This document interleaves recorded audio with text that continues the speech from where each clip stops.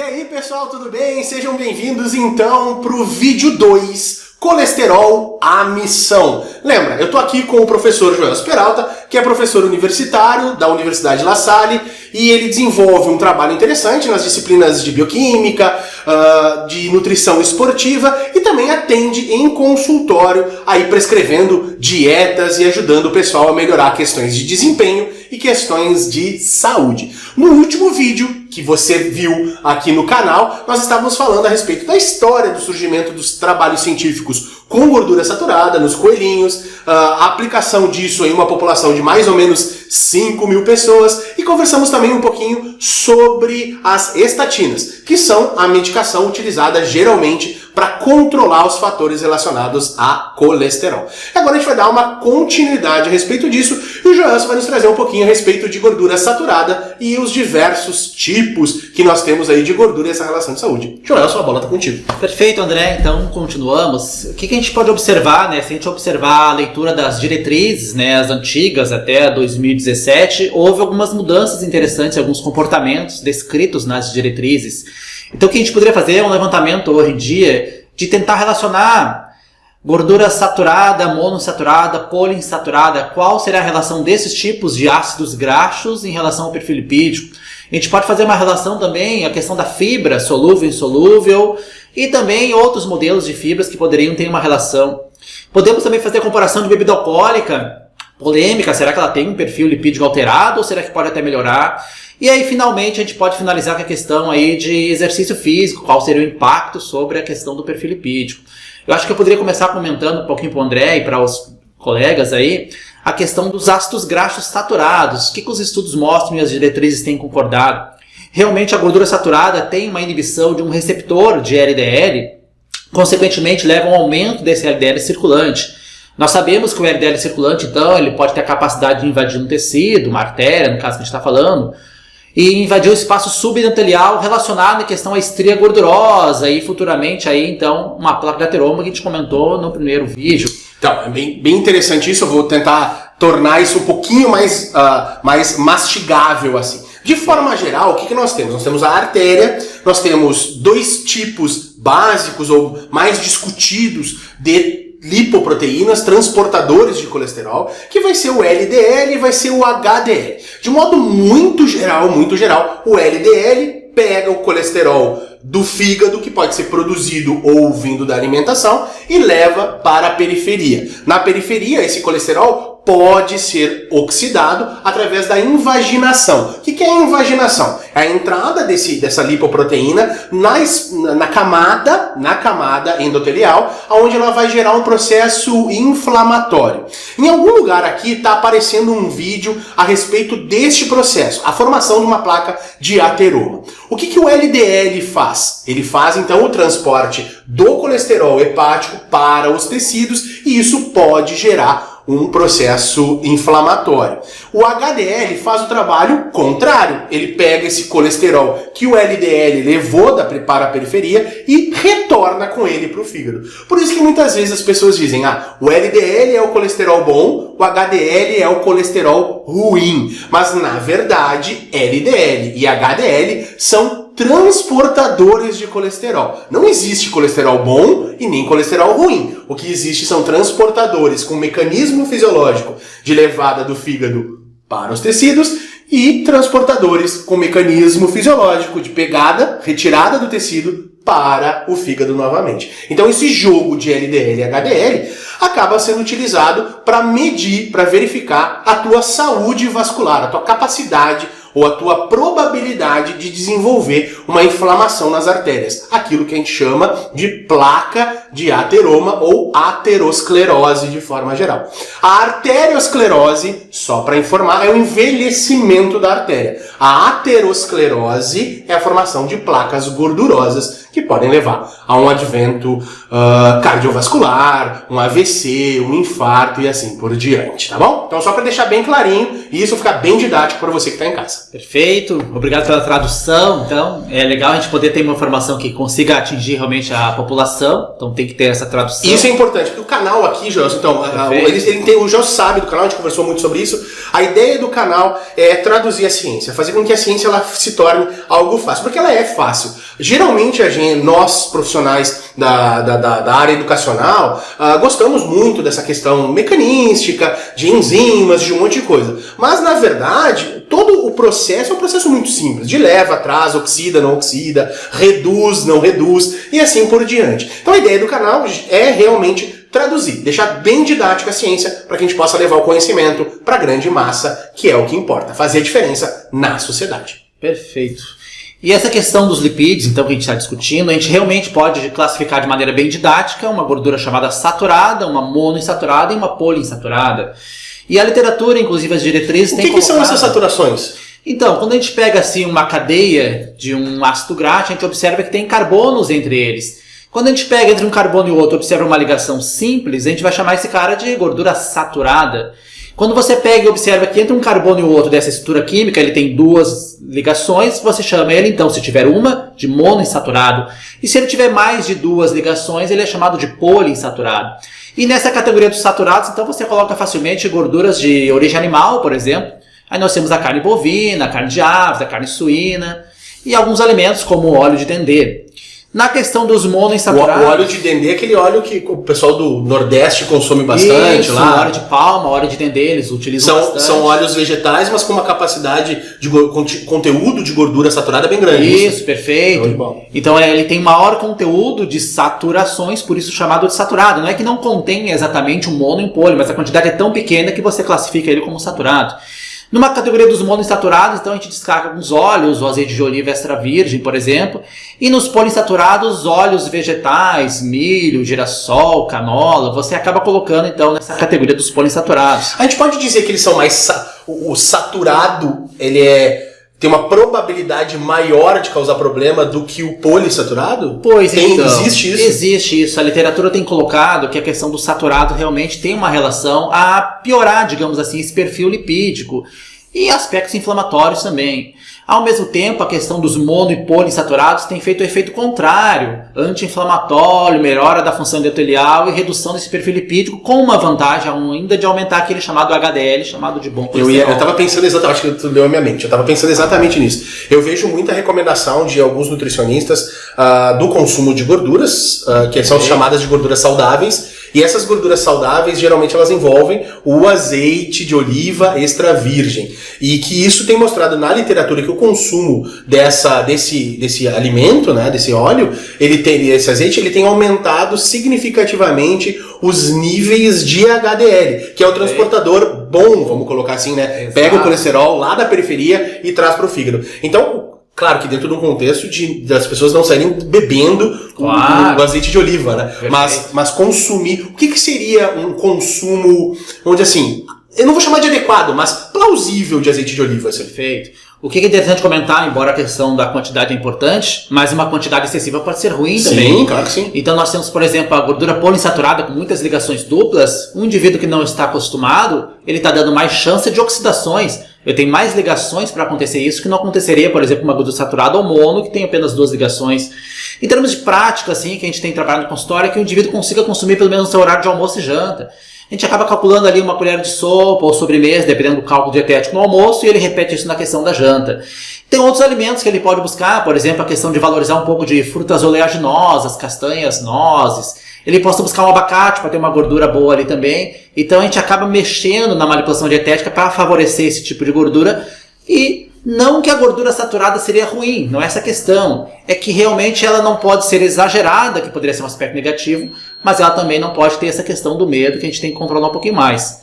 Entendi. E sempre com essa preocupação pelas quantidades, né? As quantidades. Então, tipo assim, azeite de oliva é saudável, eu vou comer um montão. Perfeito. Não é isso, né? Eu tenho até por uma questão de saturação, de utilização, de transportadores, de um monte de coisa. A gente sempre associa assim, se um é bom, 2 então vai ser bem melhor. Não é assim que funciona em fisiologia. Não é assim que funciona em fisiologia médica, não é assim que funciona em fisiologia nutricional e nem em fisiologia do exercício. Nem sempre mais é melhor. Então, nem sempre. A gente tem que ter esse contexto muito importante da organização disso, a progressão, já se falou muito bem. Às vezes o sujeito não está acostumado a esse tipo de alimento, passa a consumir, isso pode causar algum impacto ali naquele organismo de forma geral. Então, é muito importante isso.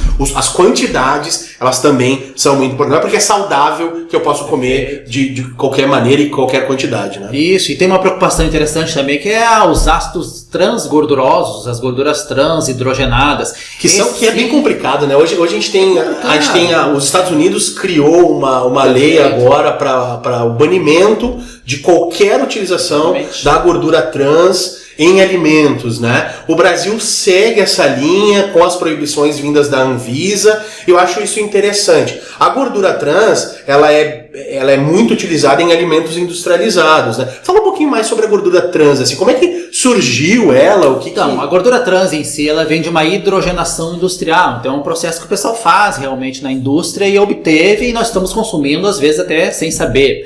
Em relação ao Anvisa, o que nós temos hoje? Que 0,2 gramas por porção, o fabricante talvez possa não lhe contar que esse produto tem gordura trans. Mas o que é a porção integralmente? Você pode pegar um biscoito e meio e a porção diz que não tem, mas nós sabemos que o nosso adolescente senta e come o pacote inteiro rindo. Então essa preocupação realmente é interessante. Uma outra questão da gordura trans é a questão da fritura de alimentos, né? Nós colocamos um óleo vegetal, que era um poliinsaturado, nós submetemos a um aquecimento e essa gordura, na verdade, o que ele vai fazer? A nuvem eletrônica, a estrutura abre e quando ela se fecha, ela volta invertida. A gente tem, dentro desse contexto bioquímico, a gente tem as moléculas trans e cis. Né?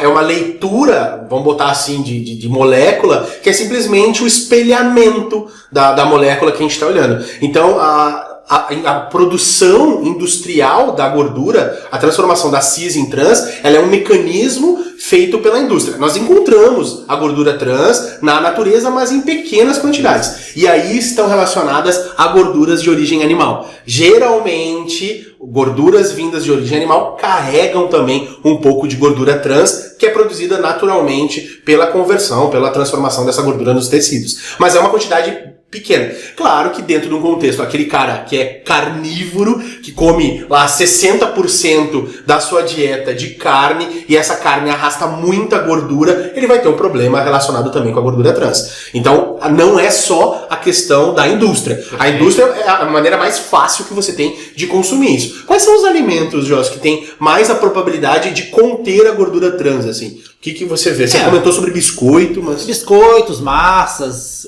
Uma discussão que teve bastante forte é a questão das margarinas, né?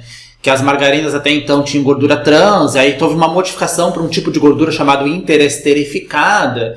E a literatura tem mostrado coisas interessantes, né? Porque a gordura trans, então, nesses alimentos que a gente está consumindo, realmente tem colocado como perfil lipídico alterado para o lado ruim, uma queda de HDL. Uma grande coisa interessante a discutir é a questão da troca do ácido graxo essencial, que a gente vai acabar discutindo um pouquinho daqui a um pouco mais. É a troca, a substituição de uma gordura chamada ácido graxo essencial pela gordura trans, porque ele tendo uma ligação dupla, ele se encaixa no mesmo momento. E aí você perde fluidez de membrana, o sistema imune fica ruim, uma série de fatores. A gordura interesterificada também tem aparecido de maneira curiosa com uma questão de algumas disfunções em relação à insulina, em relação a pâncreas, e aí nós vamos pensar um pouquinho no diabetes. É engraçado, então, em algumas populações que você pergunta para o indivíduo, né, o que você coloca no seu pão, né? Tem indivíduo que abre um pão, coloca azeite de oliva e come. E a gente pergunta para o indivíduo aqui que o cara coloca presunto, queijo, maionese, margarina, requeijão e assim vai indo, né? Então, os hábitos alimentares têm bastante influência em relação à saúde. Um comentário só que não queria deixar fugir é que a fritura dos alimentos que eu tinha comentado, esse alimento frito, na verdade, ele não produz uma gordura saturada, ele produz uma trans. Porque quando você esquenta ele, você faz esse processo de aquecimento, como a gente mencionou que ele vai virar um cis para um trans, você não está quebrando uma ligação dupla, você simplesmente está torcendo uma molécula. Então existe uma confusão aí a questão das frituras dos alimentos. Tem alguns trabalhos vieram, porque se falava muito a respeito do consumo do azeite de oliva, com o prato já pronto, né? Então você fazia uma massa, você fazia um arroz ou uma carne, um legume, alguma coisa, e depois desse processo de cocção, você vinha e largava um fiozinho de azeite ali. Por que as pessoas recomendavam isso? Porque essa questão do aquecimento a mais de 70 graus poderia gerar esses processos oxidativos ou essa transformação da molécula cis em trans. Mas eu recordo que nos últimos anos aí houve uma discussão vinda de um trabalho mostrando que isso não acontece de forma tão fácil, assim, tão fácil, que precisaria um processo de reaquecimento, vamos dizer assim, né, aquecer várias vezes aquele óleo, e aí a gente entra nessas questões do pastelzinho da feira, aquela reutilização da gordura. Fala um pouquinho sobre isso. Quando você aquece um óleo uma primeira vez, o que acontece? Quando você faz a segunda, a terceira, você tem uma escala de saturação, você tem uma escala de transformação em trans, como é que isso funciona? A questão do azeite de oliva para o aquecimento, obviamente, se a gente comparar um cara que é monoinsaturado com uma ligação dupla com um cara que é poliinsaturado que tem muitas duplas, é mais fácil realmente você conseguir fazer trans a partir de um poli do que um mono. Isso é bastante lógico. Mas a questão do reaproveitamento do óleo é mais complicado, porque ele vai fazer produtos que a gente chama de mutagênicos.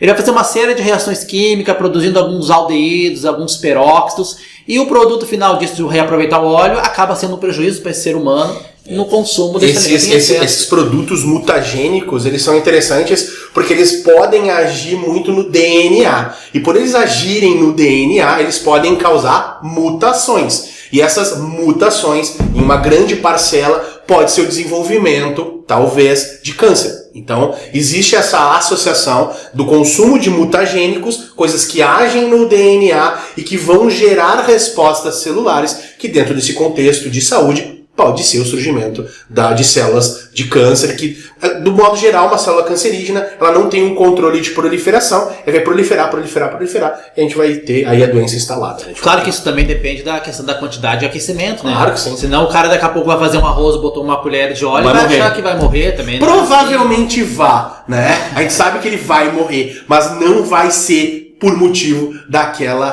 colher de óleo ali aquecido. Porque, exatamente, quando a gente fala, eu brinco muito com o Joel, como ele dá aula nas especializações que eu coordeno, e a gente acaba trocando informações, intercalando informações através dos alunos, é muito importante que a gente discuta as informações, discuta os mecanismos, mas sempre trazendo essa informação de não trazer algo sensacionalista. Senão você enlouquece. Senão você vê pessoas dizendo assim, você não pode consumir, por exemplo, o whey protein aquecida, porque senão você causa AIDS, que são moléculas oxidantes. Não enlouquece. Senão você não come nada. Se você for fazer um churrasco, pinga a gordura ali no churrasco, aquela gordura vira fumaça, né? E tem uma evaporação, ali, uma destruição daquelas gorduras ali, e aquela fumaça, junto com o carvão, com o carbono, gera produtos mutagênicos. Sim, isso é verdade. Mas você não vai nunca mais comer um churrasco. Então isso, né? Existem vários fatores que estão relacionados com isso. O indivíduo nunca esquentou um leite com Nescau. O leite,